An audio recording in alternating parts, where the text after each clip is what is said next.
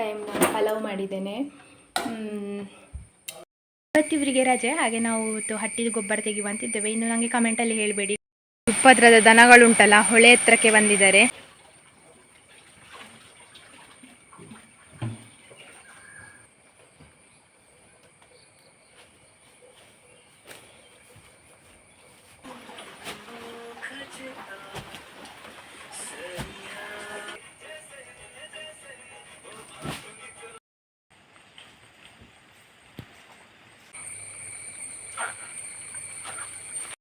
ಗೊನೆ ಉಂಟಲ್ಲ, ನಿಮಗೀಗ ಚಿಕ್ಕ ಕಾಣ್ಬೋದು ವ್ಲಾಗಲ್ಲಿ, ಆದರೆ ದೊಡ್ಡದು ಉಂಟಾಯ್ತಾ. ಇನ್ನು ಹಾಗೆ ಚೆನ್ನ ಬಂದಿದ್ದಾರೆ ನೋಡಿ.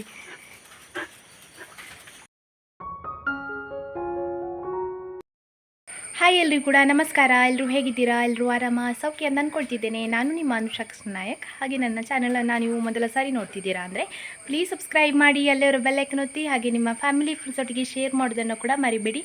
ಇವತ್ತಿನ ವ್ಲಾಗ್ ಸ್ಟಾರ್ಟ್ ಮಾಡುವ. Let's go. ಕಮೆಂಟಲ್ಲಿ ಪಿನ್ ಮಾಡಿರುವಂಥ ನನ್ನ ವಾಟ್ಸಪ್ ಚಾನಲನ್ನು ಜಾಯ್ನ್ ಆದರೆ ನಾನು ಎಷ್ಟೊತ್ತಿಗೆ ವ್ಲಾಗ್ಸನ್ನು ಅಪ್ಲೋಡ್ ಮಾಡ್ತೇನೆ ಅದೇ ಟೈಮಿಗೆ ವಾಟ್ಸಪ್ ಚಾನಲಲ್ಲಿ ಕೂಡ ಲಿಂಕನ್ನು ಹಾಕಿರ್ತೇನೆ. ನೀವು ಆ ಲಿಂಕನ್ನು ಕ್ಲಿಕ್ ಮಾಡಿ ವಾಟ್ಸಪ್ ಚಾನಲನ್ನು ಜಾಯ್ನ್ ಆದರೆ ನನ್ನ ವ್ಲಾಗ್ಸನ್ನು ಅಲ್ಲಿಂದಲೇ ನೋಡ್ಕೊಳ್ಬೋದು. ಹಾಗೆ ಇದರಿಂದ ನನಗೆ ಹಣ ಬರ್ತದೆ ಅಂತಲ್ಲ, ಕೆಲವಷ್ಟು ಜನರಿಗೆ ನನ್ನ ಹೆಸರನ್ನು ಹುಡುಕಿ ವ್ಲಾಗ್ಸ್ ನೋಡಲಿಕ್ಕೆ ಆಗೋದಿಲ್ಲ, ಮತ್ತು ನಾನು ವ್ಲಾಗ್ಸ್ ಹಾಕಿದ್ದೇನೆ ಇಲ್ವ ಅಂತ ಹೇಳಿ ಸರ್ಚ್ ಮಾಡ್ತಾ ಇರ್ತಾರೆ. ಅದಕ್ಕೋಸ್ಕರ ಒಂದು ವೇಳೆ ನಾನು ವ್ಲಾಗ್ಸನ್ನು ಡೈಲಿ ಹಾಕ್ತೇನೆ ಅಂತಾದರೆ ಲಿಂಕನ್ನು ಕೂಡ ವಾಟ್ಸಪ್ಪಲ್ಲೇ ಹಾಕಿರ್ತೇನೆ. ಒಂದು ವೇಳೆ ವ್ಲಾಗ್ಸ್ ಇಲ್ಲ ಅಂತ ಹೇಳಿದರೆ ಆ ದಿವಸ ವಾಟ್ಸಪ್ಪಲ್ಲಿ ಲಿಂಕ್ ಬರೋದಿಲ್ಲ. 12 ತಾರೀಕಿಗೆ ಯಾರ್ದೆಲ್ಲ ಬರ್ತ್ಡೇ ಉಂಟು ನಿಮಗೆಲ್ಲರೂ ಕೂಡ ವಿಶ್ ಹ್ಯಾಪಿ ಬರ್ತ್ಡೇ, ಹುಟ್ಟುಹಬ್ಬದ ಹಾರ್ದಿಕ ಶುಭಾಶಯಗಳು. ಯಾವಾಗಲೂ ಖುಷಿಯಾಗಿ ನಾಗ್ತಾ ಇರಿ. ಹಾಗೆ ಜುಲೈ 12ಕ್ಕೆ ಯಾರ್ದೆಲ್ಲ ಬರ್ತ್ಡೇ ಉಂಟು ಅವರಿಗೆ ಈ ವ್ಲಾಗನ್ನು ಶೇರ್ ಮಾಡಿ ಹ್ಯಾಪಿ ಬರ್ತ್ಡೇ ಹೇಳೋದನ್ನು ಮರಿಬೇಡಿ. ನಿಮ್ಮದು ಫ್ಯಾಮಿಲಿಯಲ್ಲಿ ಕಸಿನ್ಸ್ ಇದು, ಮಕ್ಕಳದು, ರಿಲೇಟಿವ್ಸ್ ಇದು ಯಾರ್ದಾದ್ರು ಬರ್ತ್ಡೇ ಇದ್ದರೆ 2 ದಿವಸ ಮುಂಚೆ ಕಮೆಂಟಲ್ಲಿ ಹೆಸರು ಮತ್ತು ತಾರೀಖನ್ನು ಮೆನ್ಷನ್ ಮಾಡಿ. ಹಾಗೆ ಒಂದು ವೇಳೆ ಕಷ್ಟದ ಹೆಸರು ಅಂತಾದರೆ, ನಾನು ಒಂದು ವೇಳೆ ಹೆಸರನ್ನು ನಿಮ್ಮದು ತಪ್ಪಾಗಿ ಪ್ರೊನೌನ್ಸ್ ಮಾಡ್ತೇನೆ ಅಂತಾದರೆ ನೀವು ಕನ್ನಡದಲ್ಲಿ ಆ ಹೆಸರನ್ನು ಟೈಪ್ ಮಾಡಿ ಹಾಕಿ, ಆಯಿತಾ? ನಾನು ಅದೇ ದಿವಸ ಬೆಳಗ್ಗೆ ವಿಶ್ ಮಾಡ್ತೇನೆ. ಇವತ್ತಿವರಿಗೆ ರಜೆ, ಹಾಗೆ ನಾವು ಹಟ್ಟಿದ ಗೊಬ್ಬರ ತೆಗೆಯುವಂತಿದ್ದೇವೆ. ಇನ್ನು ನನಗೆ ಕಮೆಂಟಲ್ಲಿ ಹೇಳಬೇಡಿ, ಗಾಣಿಯನ್ನು ತುಂಬ ಕೆಲಸ ಮಾಡಿಸ್ತೀರಿ ಹಾಗೆ ಹೀಗೆ ಅಂತ. ಅವರಷ್ಟೇ ನಾನು ಸಹ ವರ್ಕ್ ಮಾಡ್ತೇನೆ, ಆದರೆ ಅವರಿಗೆ ಸ್ಯಾಟರ್ಡೆ ಮತ್ತು ಸಂಡೇ ಮಾತ್ರ, ಶನಿವಾರ ಆದಿತ್ಯವಾರ ಮಾತ್ರ ಕೆಲಸಗಳು ಮಾಡಲಿಕ್ಕೆ ಸಿಗ್ತದೆ. ಒಂದು ವೇಳೆ ರಜೆ ಇದ್ದರೆ ಸಮ್ಟೈಮ್ಸ್ ಅವರು ಊರಿಗೆ ಸಹ ಹೋಗಲಿಕ್ಕೆ ಇರ್ತದೆ. ಆದರೆ ನಾನು ಮಾತ್ರ ಕಂಟಿನ್ಯೂ ಡೈಲಿ ವರ್ಕ್ ಮಾಡಲೇಬೇಕು. ಹಾಗಂತ ಹೇಳಿ ನಾನು ಕಂಪೇರ್ ಮಾಡ್ತಿರೋದಲ್ಲ. ನನಗೆ ಸುಮಾರಷ್ಟು ಜನರು ಕೆಲವರೆಲ್ಲ ಹೇಳ್ತೀರಿ, ನೀವು ಅವ್ರನ್ನ ಕೆಲಸ ಮಾಡಿಸ್ತೀರಾ ಹಾಗೆ ಹೀಗೆ ಅಂತ. ನಮ್ಮದಿಬ್ಬರದ್ದು ಲೈಫ್ ಅಂದರೆ ನಾವಿಬ್ಬರು ಕೂಡ ಕೆಲಸ ಮಾಡ್ಕೊಳ್ಬೇಕು. ಹಾಗೆ ಈಗ ಅವ್ರು ಗೊಬ್ಬರ ತುಂಬಿಸ್ಕೊಟ್ರೆ ನಾನು ಹೊತ್ತೋಗಿ ಗೊಬ್ಬರ ಗುಂಡಿಗೆ ಹಾಕೋದು. ಹಾಗೆ ಲೈಫ್ ಅಂದರೆ ಹಾಗೆ ಎರಡು ಕೂಡ ಬ್ಯಾಲೆನ್ಸ್ ಮಾಡ್ತಾ ಹೋಗೋದು. ಅದಕ್ಕೆ ಇವತ್ತು ನಮ್ಮ ಮನೆಯಲ್ಲಿ ಪಲಾವ್ ಮಾಡಿದ್ದು. ಯಾಕಂದರೆ ಪಲಾವ್ ಮಾಡಿದರೆ ಅದೊಂದು ಎನರ್ಜಿ ನಮಗೆ ಇಬ್ಬರಿಗೂ ಸಹ ಇರ್ತದೆ, ಆಯಿತಾ? ಬೇಗ ಬೇಗ ಮುಗಿಸುವ ಅಂತ ಹೇಳೋ ಒಂದು ಎನರ್ಜಿ. ಇನ್ನೊಂದು, ನಮಗೆ 10 ಗಂಟೆಗೆ 11 ಗಂಟೆಗೆ ಹಸಿವಾದರೆ ರಪಕ್ಕ ಬಂದು ತಿನ್ಬೋದು ಅದನ್ನು. ಅದಕ್ಕೋಸ್ಕರ ಪಲಾವ್ ಮಾಡೋದು. ಗೊಬ್ಬರ ತೆಗಿಲಿಕ್ಕೆ ಯಾವಾಗಾದರೂ ಉಂಟಾ, ಇಲ್ಲಾಂದರೆ ನನಗೆ ಟ್ರಾವೆಲ್ ಮಾಡಲಿಕ್ಕೆ ಉಂಟು ಆ ದಿವಸ ಎಲ್ಲ ನಮ್ಮ ಮನೆಯಲ್ಲಿ ಪಲಾವ್. ನಾನು ಟ್ರಾವೆಲ್ ಮಾಡಿ ಬಂದು ತಿನ್ನಲಿಕ್ಕೆ ಬೇಕಲ್ಲ, ಅದಕ್ಕೋಸ್ಕರ. ಈಗ ಇನ್ನು ದನಗಳದ್ದು ಕೆಲಸ ಎಲ್ಲ ಆಗಿದೆ, ಒಳಗಿದೆಲ್ಲ ಕೆಲಸ ಆಗಿದೆ. ದನಗಳನ್ನು ಹೊರಗಡೆ ಕರ್ಕೊಂಡು ಹೋಗಿ ಕಟ್ಟಿ ಬರೋದು, ಆಮೇಲೆ ಗೊಬ್ಬರ ತೆಗಿಲಿಕ್ಕೆ ಶುರು. ಟೈಮ್ ನಾನು ಪಲಾವ್ ಮಾಡಿದ್ದೇನೆ. ಮಸಾಲೆ ಎಲ್ಲ ನಾನೇ ಕಡ್ದಾಕಿದ್ದು. ಆಮೇಲೆ ರಾಯ್ತ, ಇದಂತೂ ನನಗೆ ಇಷ್ಟ, ಆಯಿತಾ? ಪಲಾವ್ ಮಾಡಿದರೆ ಇದು ಬೇಕೇ ಬೇಕು. ಮುಳ್ಸೌತೆ ಮತ್ತು ಮೊಸರು ಹಾಕಿ ಮಾಡುವಂಥದ್ದು. ನಾವು ಇವತ್ತು ಪಲಾವ್ ಯಾಕೆ ಮಾಡಿದ್ದು ಅಂತ ನಾನು ನಿಮಗೆ ಮತ್ತೆ ಹೇಳ್ತೇನೆ, ಆಯಿತಾ?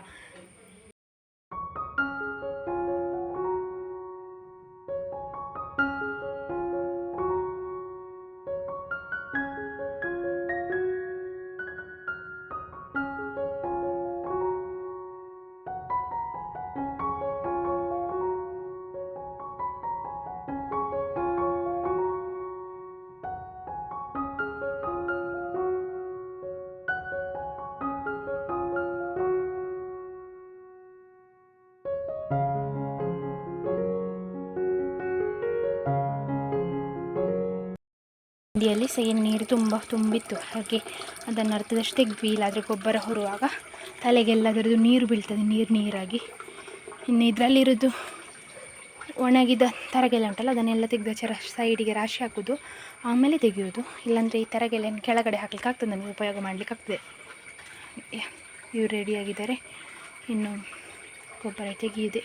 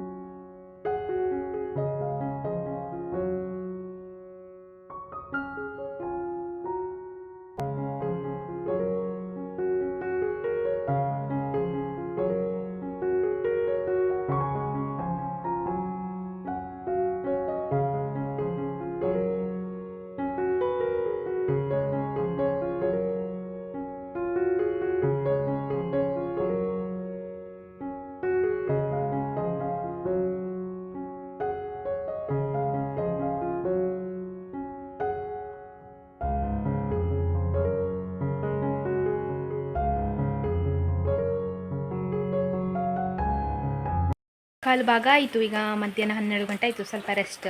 ನಾನು ಸ್ವಲ್ಪ ತಿಂದ್ಕೊಂಡೆ. ಇವರಿಗೆ ತಿಂದರೆ ಅದು ಜಾಸ್ತಿ ಆಗ್ತದೆ ಮತ್ತು ವರ್ಕ್ ಮಾಡಲಿಕ್ಕೆ ಆಗೋದಿಲ್ಲ ಅಂತೇಳಿ 2 ಸ್ಪೂನ್ ಏನೋ ತಿಂದರು ಅಷ್ಟೇ. ನಾನು ಸ್ವಲ್ಪ ಹೊಟ್ಟೆ ಗಟ್ಟಿ ಮಾಡಿಕೊಂಡೆ. ನನಗೆ ಇಲ್ಲಾಂದರೆ ಮೈಕೈ ನಡೀಲಿಕ್ಕೆ ಶುರು ಆಗ್ತದೆ, ಅದಕ್ಕೋಸ್ಕರ ತಿಂದದ್ದು.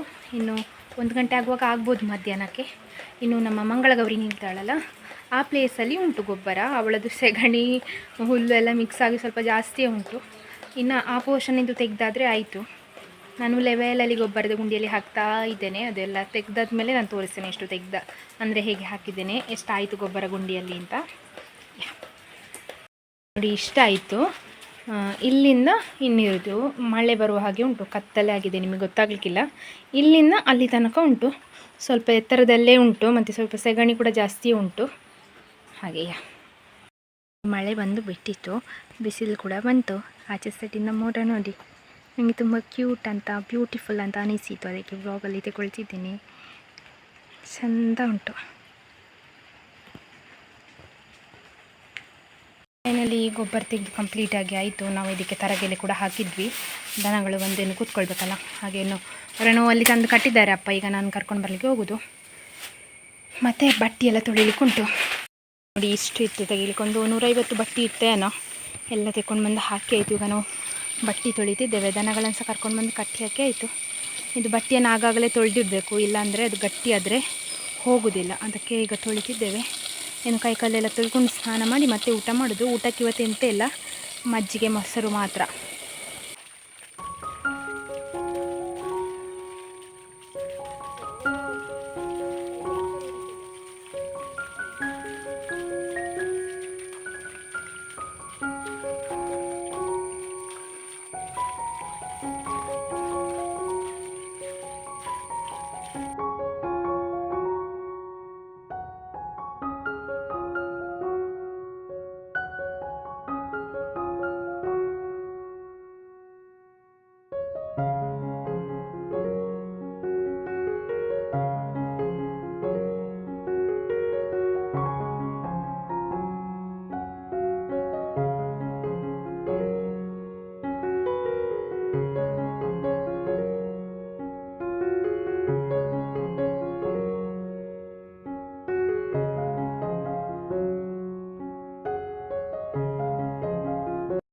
ಗೊಬ್ಬರದ್ದು ಪೂರ್ತಿ ಕೆಲಸ ಮುಗೀತು. ನಾನು ಹೇಗೆ ಇಷ್ಟು ಎನರ್ಜಿಯಲ್ಲಿ ನಿಂತು ಮಾತಾಡ್ತಿದ್ದೇನೆ ಅಂತ ಗೊತ್ತಿಲ್ಲ. ಆಗ ಒಂದು 2 ತುತ್ತು ಪಲಾವ್ ತಿಂದಿದ್ದೆಲ್ಲ, ಹಾಗೆ ಗೊತ್ತಿಲ್ಲ.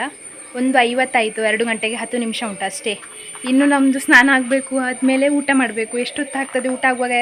2:15, 2:15 ಆಗ್ಬೋದು. ಸ್ವಲ್ಪ ರೆಸ್ಟ್ ಆದರೂ ಮಾಡಬೇಕಲ್ಲ ಇಷ್ಟು ಹೊತ್ತು ಕೆಲಸ ಮಾಡಿದ್ದಕ್ಕೆ. ಹಾಗೆ ಇನ್ನು ಹುಲ್ಲೊಂದು ಮಾತ್ರ ಇರೋದು ಕೆಲಸ, ಬಾಕಿ ಬೇರೆ ಎಂಥ ಕೆಲಸ ಇಲ್ಲ. ದನಗಳನ್ನು ಕರ್ಕೊಂಡು ಬಂದಾಯ್ತು, ಅವ್ರಿಗೆ ತಿನ್ನಲಿಕ್ಕೆಲ್ಲ ಹಾಕಿ ಆಯಿತು. ಇನ್ನು ಅವರನ್ನು ಅಷ್ಟು ದೂರಿಂದ ಕರ್ಕೊಂಡು ಬರಬೇಕು ಅಂತಿಲ್ಲ. ಇವತ್ತೊಂದು ಅದೊಂದು ಅಪ್ಪ ಹೆಲ್ಪ್ ಮಾಡಿದ್ರು ನಮಗೆ. ನಾವು ಗೊಬ್ಬರ ತೆಗಿತಿರುವಾಗ 2 ಸಲ ಬದಲಿಸಿ ಮತ್ತು 3ನೇ ಸಲ ಕರ್ಕೊಂಡು ಬಂದರು. ಅದರಿಂದ ಅದೊಂದು ಎನರ್ಜಿ ಉಳೀತು. ಹಾಗೆ ಮಧ್ಯಾಹ್ನ ಮೇಲಿಂದ ಮಳೆ ಬಂದು ಚಿಂತೆ ಇಲ್ಲ, ಕೆಲಸ ಆಯಿತು. ನಾವು ಹುಲ್ಲಿಗೆ ಬಂದ್ವಿ. ಇವತ್ತು ನೋಡಿ ಸ್ಪೆಷಲಾಗಿ ಯಾರಿದ್ದಾರೆ ಅಂತ. ಇವಳಿದ್ದಾಳೆ ಕುഞ്ഞി. ಎಂತ ಮಾಡ್ದು ಕುഞ്ഞി ನೀನು? ಟಿಂಕಿ ಮೇಲೆ ಹತ್ತಿ ಕೂರ್ಲಿಕ್ಕೊಂದು ಬಾಕಿ ಅವಳು. ಚಂಬು ತಂಗೇನು ಕರ್ಕೊಂಡು ಬಂದಿದ್ದಿ? ಮಗುಳಿ ಚುಕ್ಕಿ ಅವ ಇದ್ದಲ್ಲ ಕಂಟುಪಡಿ, ಅವ ಓಡಿದ. ಈಗ ಮನೆ ಹತ್ರಕ್ಕೆ ಸಿಕ್ಕಿದ ನನಗೆ. ಹೆದರಿಕೆಯಲ್ಲಿಯಾ? ಇವನು ಶಂಭು ಒಬ್ಬಡಿದ. ಕುഞ്ഞು ಏನೇ ಶುಭಕ್ಕ? ಬಿಳಿ ಇದ್ದದೆಲ್ಲ ಕಪ್ಪಾಗ್ತಾಳೆ ಅವಳು ಇವತ್ತು. ಒಳ್ಳಿ ನೋಡಿ ಅಲ್ಲಿ ಪಿಟ್ನಿ ಆಚೆ ಸೈಡ್ ಅಪ್ಪ ಹುಲ್ಲು ಇರ್ತಿದ್ದಾರೆ, ಅದಕ್ಕೆ ಈಗ ಅಲ್ಲಿ ಹೋದ್ದು ನೋಡಿ. ಓ ಅಲ್ಲಿ ಹೋಗ್ತಿದ್ದಾರೆ ಅಂಗಳದಲ್ಲಿ. ಕುഞ്ഞി ಪುಡ್ಕು ಟಿಂಕಿ ನೋಡಿ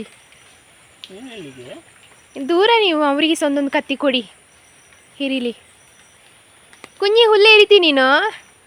ಎಂತಾದರೂ ಕೊಟ್ರಾ ಅವಳಿಗೆ? ಆದರೂ ಏನು ಅಷ್ಟು ಇಂಟ್ರೆಸ್ಟ್ ಇವತ್ತು ಅವಳಿಗೆ?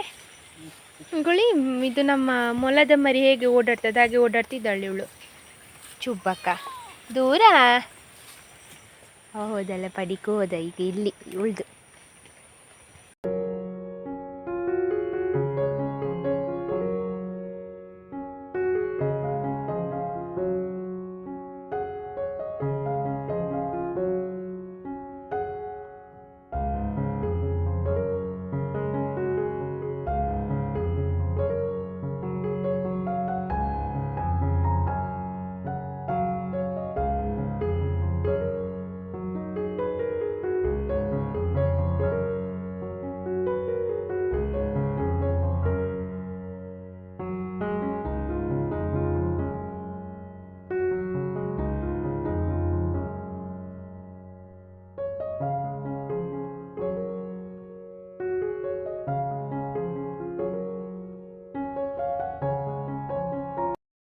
ಬಾಳೆಗೆ ಮುಂಡು ಕೊಡಲಿಕ್ಕೆ ಹೋಗ್ತಿದ್ದೇವೆ ಎಂತ ಹೇಳೋದು ಹಾಗೆ ಅಲ್ಲ. ಅದು ಒಂದು ದೊಡ್ಡ ಗೊನೆ ಆಗಿದೆಯಲ್ಲ ನಮ್ಮ ಮನೆಯಲ್ಲಿ, ಅದಕ್ಕೆ ಸಪೋರ್ಟಿಗೆ ಕೊಡ್ತಿರೋದು. ಯಾಕಂದರೆ ಇನ್ನು ಮಳೆಗೆ ಅದು ಬೀಳ್ತದೆ ಮತ್ತು ಬೆಳೆದ ಹಾಗೆ ಉಂಟಲ್ಲ, ಅದಕ್ಕೆ ಬಲ ಸಾಕಾಗೋದಿಲ್ಲ ಬಾಳೆದು ಗಿಡದ್ದು. ಅದಕ್ಕೋಸ್ಕರ ಹೀಗೆ ಒಂದು ಸೈಡಿಂದ ಕೊಡೋದು. ನೋಡಿ ಗೊನೆ ಇಲ್ಲಿ ಕಾಣ್ತಾ ಉಂಟಾ ನಿಮಗೆ? ಇದು ಗೊನೆ ಉಂಟಲ್ಲ, ನಿಮಗೀಗ ಚಿಕ್ಕ ಕಾಣ್ಬೋದು ವ್ಲಾಗಲ್ಲಿ, ಆದರೆ ದೊಡ್ಡದು ಉಂಟಾಯ್ತಾ, ಇನ್ನೂ ಕೂಡ ದೊಡ್ಡದಾಗ್ತದೆ. ಆದರೆ ಅದು ದೊಡ್ಡದಾಗ್ತಾ ಹೋದಾಗೆ ಅದರ ಭಾರಕ್ಕೆ ಬಾಳೆ ಗಿಡಕ್ಕೆ ಇಟ್ಕೊಳ್ಳುವಷ್ಟು ಶಕ್ತಿ ಇರೋದಿಲ್ಲ. ಅದಕ್ಕೆ ನಾವೀಗ ಒಂದು ಸಪೋರ್ಟಿವ್ ಆಗಿ ಒಂದು ಗುಂಟ ಕೊಟ್ಟಿದ್ದೇವೆ, ಅಲ್ಲಿ ಒಂದು ಕಪ್ಪುದು ಕಾಣ್ತದಲ್ಲ ಅದು. ಹಾಗೆ ಇನ್ನು ಹಣ್ಣಾದಮೇಲೆ ನೋಡುವ ಹೇಗೆ ಇರ್ತದೆ ಅಂತ.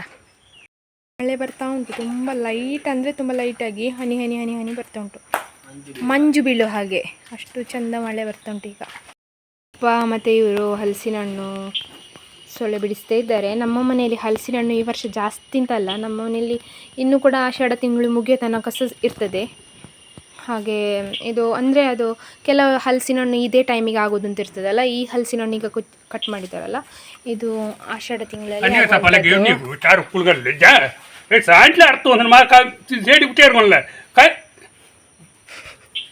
ಅಪ್ಪಂದು ಬೊಬ್ಬೆ ಅಂತ ಹೇಳಿದರೆ ಬೊಬ್ಬೆ, ಇದು ನನ್ನ ಅಪ್ಪಂದು ಬೊಬ್ಬೆ. ನನ್ನ ನಾಳೆ ವ್ಲಾಗಲ್ಲಿ ಹೂವು ಸರಿ ಅಂತೆ ನೋಡಿ, ಹಲಸಿನ ಹಣ್ಣಿನ ಬದಿಯಲ್ಲಿ ಇರ್ತದೆ, ಸೊಳೆಯ ಹತ್ತಿರ ಇರ್ತದೆ. ಇದು ತುಂಬ ಸಿಹಿ, ಅದರ ಸೊಳೆಗಿಂತ ಇದು ಸಿಹಿ ಜಾಸ್ತಿ, ತುಂಬ ಸಿಹಿ ಇರ್ತದೆ. ಎಂತ ನಂಗೆ ಕೊಟ್ಟದಲ್ವಾ, ಇವರು ತೆಗೆದಿಡ್ತಿದ್ದಾರೆ ಎಂತಂತ ನಂಗೆ ಗೊತ್ತಿಲ್ಲ. ಅಪ್ಪನ ಬೊಬ್ಬೆ ಅಂದರೆ ಇದನ್ನು ತೆಗೆದಿಡಬೇಕು, ದನಗಳಿಗೆ ಕೊಡಬೇಕು, ಹೊತ್ತಾಗ್ತದೆ ಅಂತ.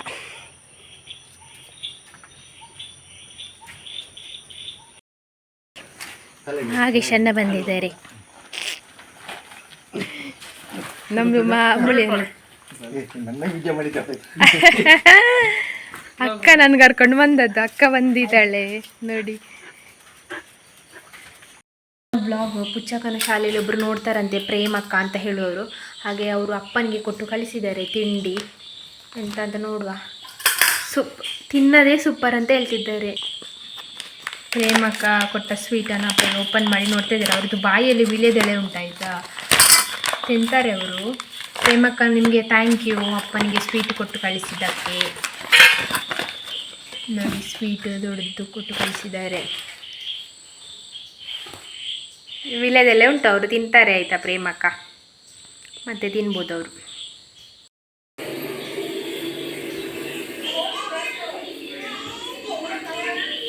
ಪ್ರೇಮಕ್ಕ ನೀವು ಕೊಟ್ಟ ಸ್ವೀಟನ್ನು ಅಪ್ಪ ತಿಂದರು.